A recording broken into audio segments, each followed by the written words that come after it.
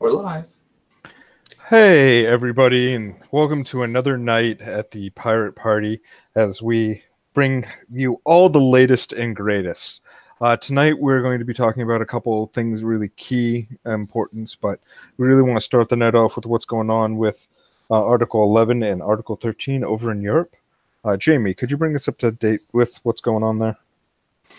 So the European Union is changing their copyright laws. And one of the changes they're looking to do is to create an upload filter such that every single site within 3 years of starting up, if they're small, and larger sites pretty much immediately, would need to put in place an upload filter such that if people uploaded text or video or audio or anything, or pictures or anything, it would have to be scanned for copyright infringement and would be able to be put aside or monetized or whatever.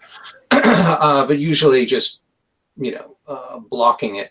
And then in addition to that, there's also a link tax that would mean that even if you took the tiniest snippets of an article and included that in a link on your website, you could potentially be liable for to paying a fee to the newspaper publication or whatever site that happens to be. And it's even worse than that, because not only is it a fee that you have to pay for every link that you're sending their way, but also they get the right to say, no, you can't link to me. So if you want to point out an article and comment on it, then potentially they could say, no, you can't link to us, which is going to get kind of strange, because it's going to be, oh, here, search here, I'll provide a link to Google where you can search and find the document, which is just kind of ludicrous. But, to even put money on it or to automatically filter out to go through and filter anything that gets uploaded is just ludicrous. And then on top of that, if you don't put these filters in place, well, it's going to cost millions of dollars, which Google and Facebook and have, and they've already spent the money to put these filters in place. But what's going to happen is small European websites, or even medium or large European websites, may not even have the money to pay for these upload filters, and they'll just have to say, well, we're not going to allow people to submit any content whatsoever. They won't be able to comment. They won't be able to upload pictures. And so if this goes through in Europe, it's going to be a template for the rest of the world. And so pirate parties and other people who are challenging the copyright monopolies are getting out on March 23rd in the European Union and cities throughout there to oppose this attempt to basically help the copyright monopolies, but also help Google and Facebook and other large US tech firms become completely dominant in Europe. Sounds like go ahead.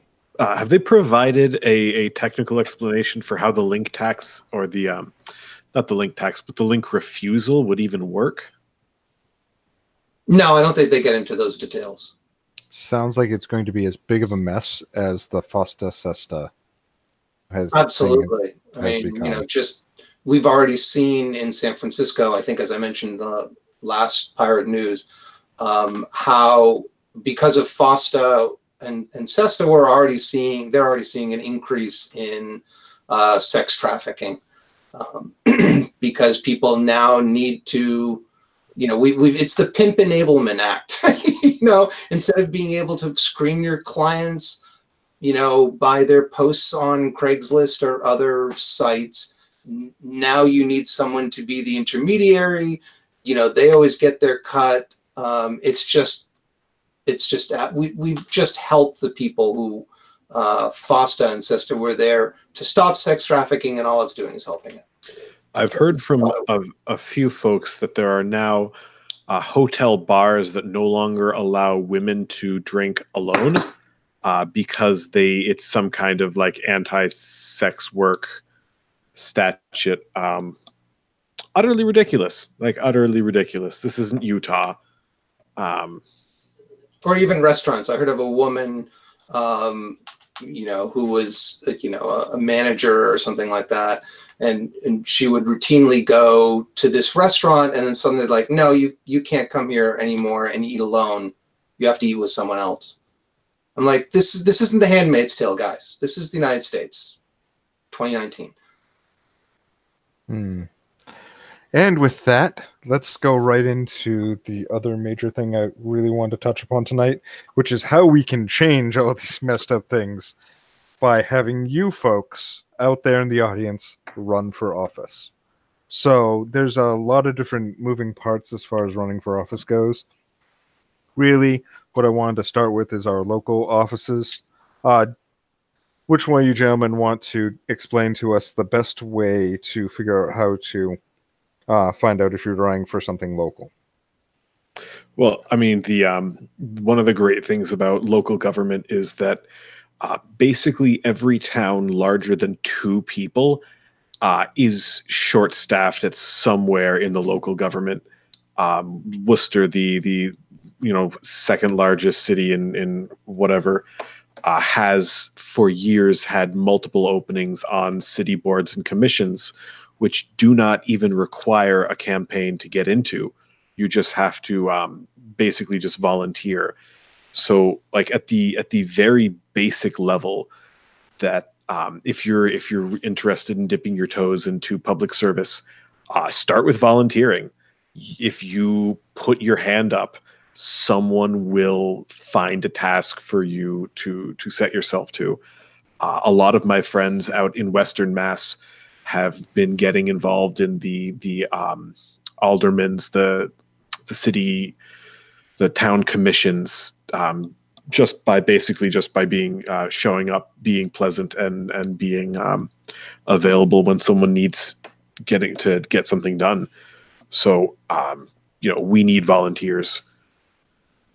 Yeah, I mean, also good point. I mean, good point, Malt. I mean, I'm on a task force in my city on the internet and what the city should do to foster net neutrality and things like that. And so, that's been a useful experience, meeting other people and coming up with a proposal for the city to adopt.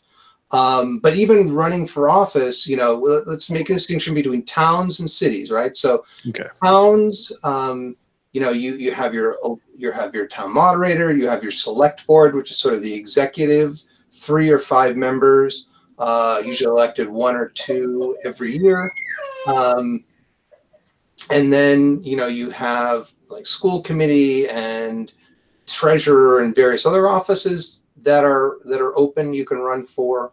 And then you get town meeting member. Most of the towns are open town meeting. That means their town has a town meeting on this date at this location. You're a voter there. You can just show up and participate. About 30 towns have elected town meeting, like like Steve Revelak is in Arlington, and Arlington has elected town meeting. So every 3 years, about 1/3 of the town meeting comes for office, and that's usually like 200 plus people. So usually it's in your precinct. There's like 4 of them. There's like 4, you have to be in the top 4, top 3 or top 4, depending upon your town, to get into office.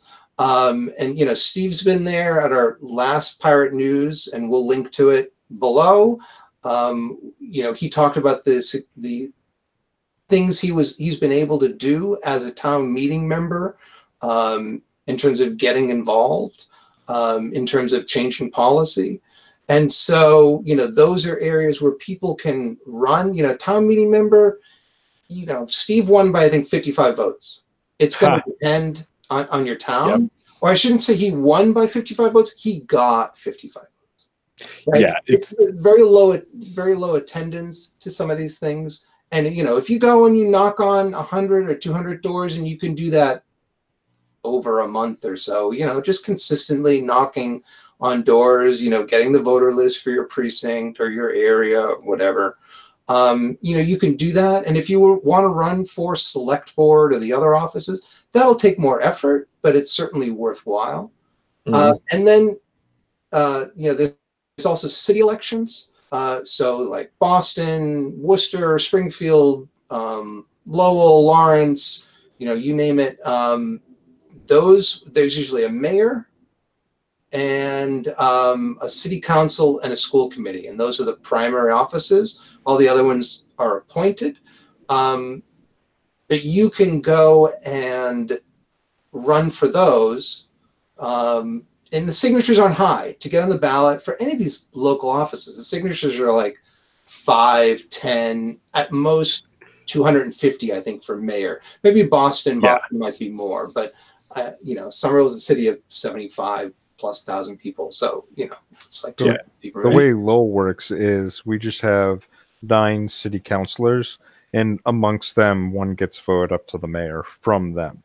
So you just go for city council for whatever district you're in, and they just go from there. Do you have a city manager?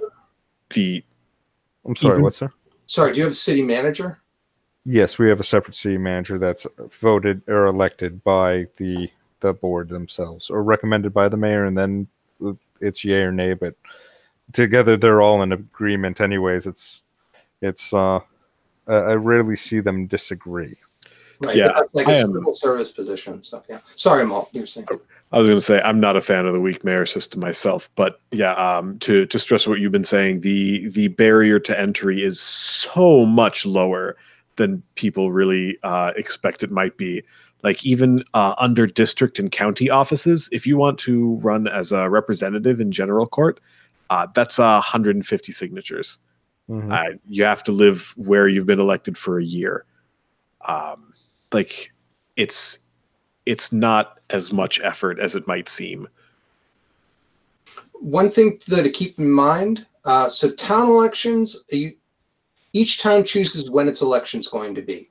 And it is, when those dates are generally in the first 6 months of the year, and they're every year. So there'll be a town elections this year, there'll be town elections next year, there'll be town elections in each year.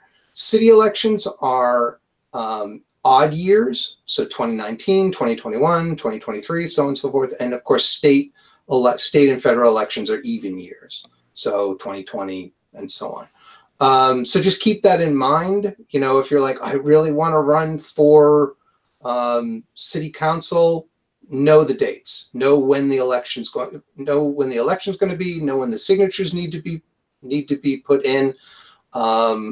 Get the signatures, just know your dates. It's really vital to know the dates and the requirements for getting on the ballot and campaign finance rules. They're not hard, but you just need to know them. And we're definitely going to post some links in the comments below about some different links one on what needs to be done for Massachusetts to get elected and what the requirements are, and etc. But there really is a difference when you're running to win versus running to build your party as well, or even building connections. What would be the real stark difference between that, gentlemen, when you're running to win versus the running to build up your party? Yeah, I mean, I've long advocated for, if people go and think, well, I can either run and I won't have a life, and I'll be dedicating 6 to 9 months of my life to this, and the odds are I'm, say for like state senator or something like that, or worse, U.S. Congress, right? But figuring I'm not going to win, why even try?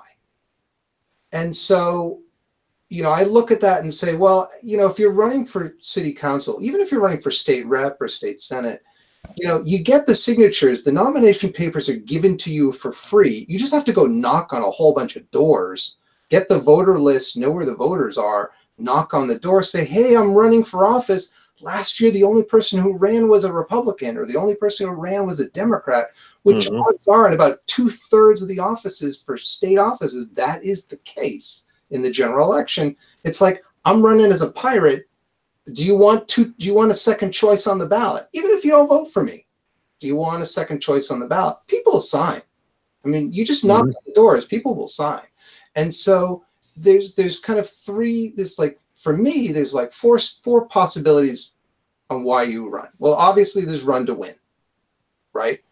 And there's run just to give people a choice. So I've talked about those two different possibilities, but there's also running to both build yourself and build the party.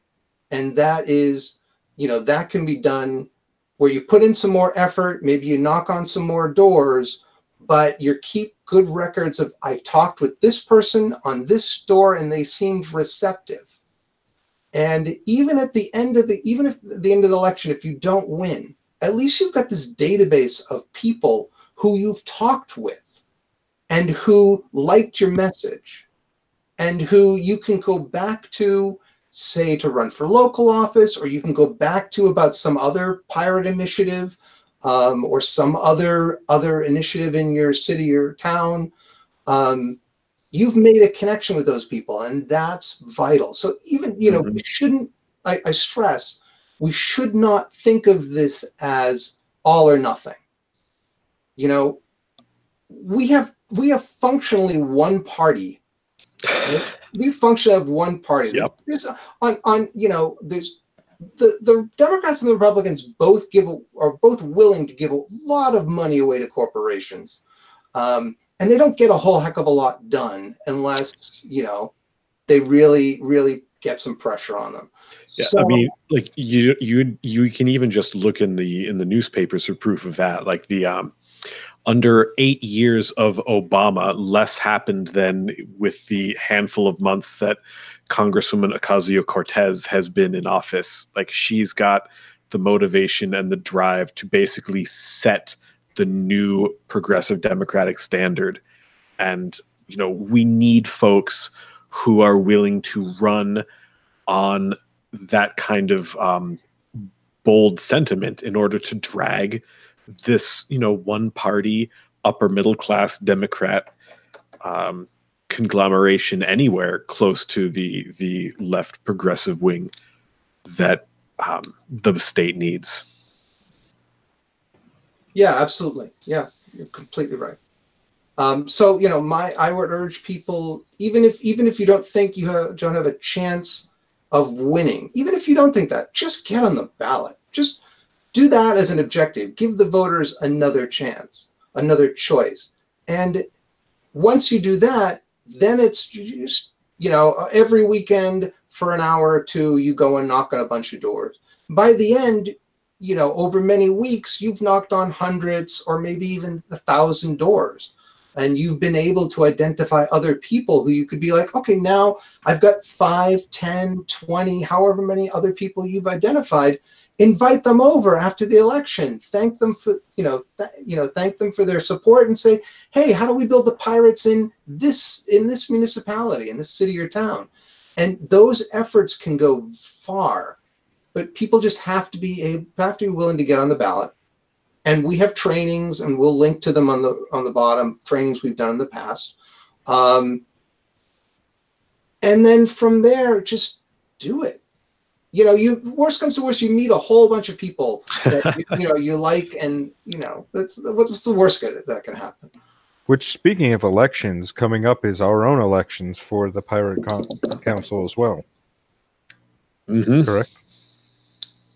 That is correct. Yes, we're electing a new captain, new quartermaster, new first officer or secretary, a whole bunch of other offices. Our board of arbiters,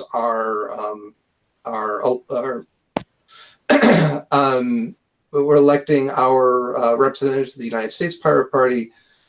You know, this is the three of us here are not all of the party, of the party leadership, but we're a good portion of it. And, you know, we need new people to come in who have the drive and are willing to put the effort in to help build the party in Massachusetts. We need you guys. We really need you guys. And we're linked below for that as well. Excellent. It's up on our website, masspirates.org. People can find it. And last but not least, you can actually come meet us coming up very soon. We're doing regional pirate meetings. We're kicking it off here in Lowell, and from there, we'll go on to.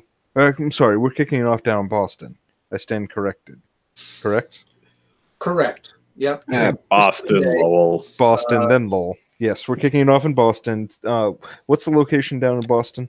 It's going to be spontaneous celebrations in Jamaica Plain, Boston. That's going to be starting at, I believe, 11. And that is up on our website. You can check the sidebar, and it'll be listed there. And we're going to have a crypto party. We're also going to talk about how we can build the pirates in. For those who don't know this crypto party, we're going to teach people how to protect their privacy online and on their computers. And then, we'll also talk about how we build the pirate party in Boston. Excellent. And then after that, Lowell at the Pulled Public Library at the end of the month, and we will also be doing something very, very similar. So definitely come check us out, and then future dates will be announced as they become available.